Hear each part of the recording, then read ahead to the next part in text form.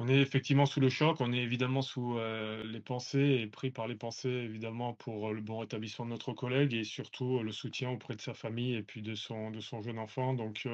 le sujet, c'est effectivement d'être partagé entre la révolte et effectivement ce sentiment de tristesse et de soutien envers, celles et ceux qui aujourd'hui, sont dans la peine et sont extrêmement inquiets. Donc effectivement, je reprends ce que vient de dire, votre présentatrice, c'est qu'il y a un sujet aujourd'hui, de délitement des valeurs républicaines sur lesquelles aujourd'hui, tout le monde fait défiance, tout le monde fait un affront, particulier,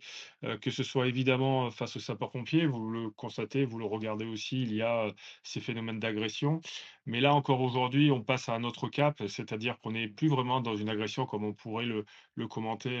comme nous l'avions fait auparavant. Nous sommes vraiment dans une situation où,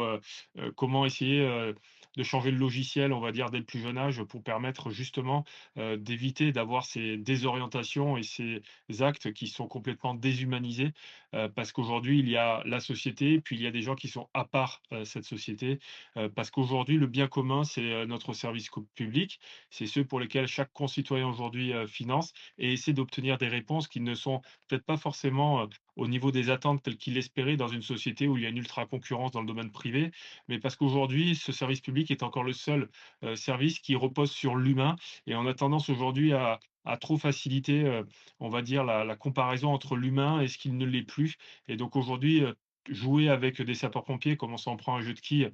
c'est vraiment aujourd'hui un acte à bien comme l'a signalé notre ministre de tutelle, Bruno Retailleau, le ministre de l'Intérieur. Donc cela veut dire qu'on on est en train de louper une grosse case, qui est celle de l'impression, on va dire, quand je dis impression, c'est pas au sens du sentiment, mais c'est d'imprégner les gens, tout simplement dès le plus jeune âge aux valeurs républicaines. Donc effectivement, les boutons comme ça a été, signalé tout à l'heure pour signaler,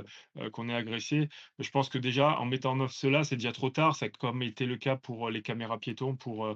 qui équipent aujourd'hui, certains sapeurs-pompiers. Le sujet aujourd'hui, c'est très clair, c'est comment dès le plus jeune âge essayer de rattraper et de lancer ce compte à rebours pour éviter que demain on puisse essayer